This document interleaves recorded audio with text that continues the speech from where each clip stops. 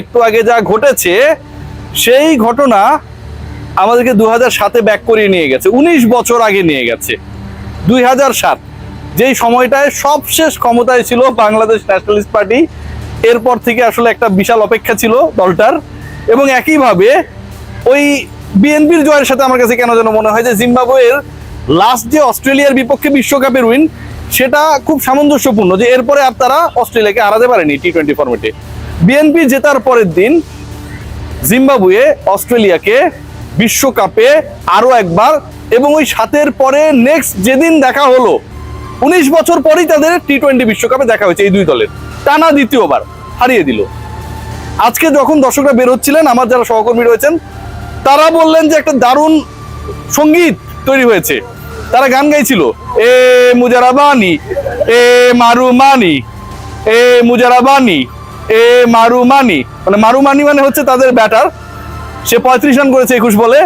আর এ Muzarabani সে আবার হচ্ছে তার ক্যারিয়ার বেস্ট বল করেছে, 4টা উইকেট নিয়েছে। এবং আজকে এ মুজারাবানি 100 উইকেট টি-20 ক্যারিয়ারের অর্জন করেছে, অসাধারণ একটা অবস্থা।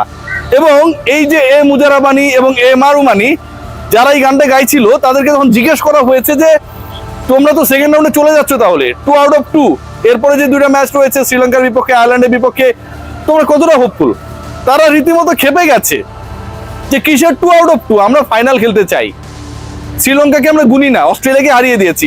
ডেফিনেটলি একটা দল যদি অস্ট্রেলিয়াকে এভাবে হেসে খেলে হারায়, 20 ওভারও খেলতে দিল না, মুজারাবানি 17 রানে 4 উইকেট নিল, মারুমানি এবং অন্য ক্রিকেটাররা ব্যাট হাতে জ্বলে উঠলো, এবং শেষ পর্যন্ত 23 রানের মানে অনেক বড় উইন এটা বলতে পারি। টি-20 ফরম্যাটে আপনি 146-এর মধ্যে অস্ট্রেলিয়াকে আটকে ফেললেন। টি-20 ফরম্যাটে জিম্বাবুয়ে যারা আগের টি-20 ফরম্যাটে ওয়ার্ল্ড কাপ খেলতে পারে নাই, সেই দলটা এবার প্রত্যাবর্তন করে টানা 2 ম্যাচে 2 জয়, 170-এর কাছাকাছি একটা স্কোর করলো। সেই দল যদি বলে যে আমি শ্রীলঙ্কাকে পাত্তা দেব না, আয়ারল্যান্ডকে গুনার আমার টাইম নাই, তাহলে ডেফিনেটলি ভাই আপনাকে এটাকে মেনে নিতে হবে।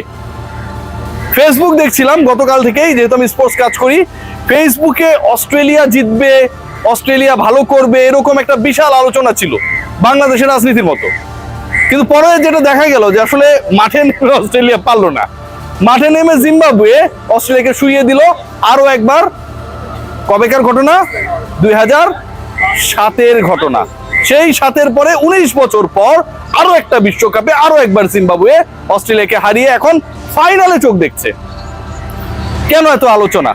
কারণ আলোচনা হচ্ছে যে গতকাল আমি লিলি হুইপশিয়া বডি ওয়াশ দিয়েছিলাম, এখনো ময়েশ্চার ধরে রেখেছে বডির মধ্যে, কিন্তু বাংলাদেশ যে নেই, ময়েশ্চারের মতো করেই এই ময়েশ্চার যেমন ধরে রাখা হয়েছে, বাংলাদেশ যে নেই সেই কষ্টটাও এখন পর্যন্ত হৃদয়ের মধ্যে রেখে দিয়েছি ভাই।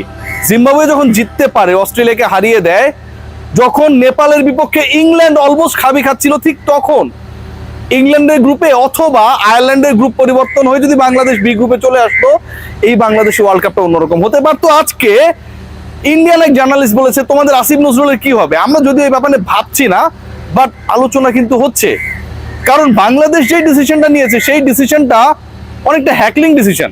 রাস্তার মধ্যে টেসলা চলে না, আপনারা দেখবেন কখন ব্রেক করে, কখন গতি বাড়ায়, কখন কোনো একটা মাইক্রোবাসের সাথে লাগিয়ে দিয়ে টেসলা ড্রাইভার বলে আমি গরিব মানুষ, এ কারণে লাগিয়ে দিয়েছি।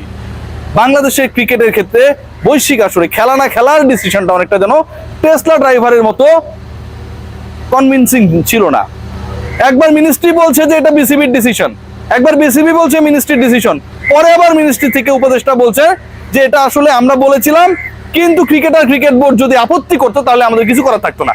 মানে ক্রিকেটার এবং ক্রিকেট বোর্ড, আমার অতি প্রিয় বুলবুল ভাই কেমন আছেন? আসসালামু আলাইকুম।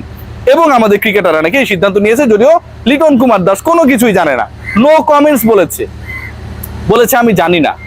And of the day Bangladesh এই বিশ্বকাপে নেই, end of the day Nepal ইংল্যান্ডকে চোখ রাঙায়, এন্ড অফ দ্য ডে অস্ট্রেলিয়াকে জিম্বাবুয়ে হারায়, end of the day Zimbabwe সমর্থকরা এখানটায় গান গায়, এ মুজারাবানি এ মারুমানি, আমরা জয় বাংলার পতাকা উড়াতে পারি না। বাংলাদেশে খেলা হয়, এবং ভারতের যে খেলা সেই খেলাটাও তো বাংলাদেশে সম্প্রচারিত হয়েছে না। ইন্ডিয়া যে খেলেছে লাস্ট ম্যাচ সম্ভবত ওমানের বিপক্ষে না, সেই ম্যাচটাও তো ভাই বাংলাদেশে সম্প্রচারিত হয়েছে। তাহলে ইন্ডিয়ান ম্যাচগুলো আপনারা বাদ দিতেন, সেটা আপনারা দেখাই দিচ্ছেন কেন?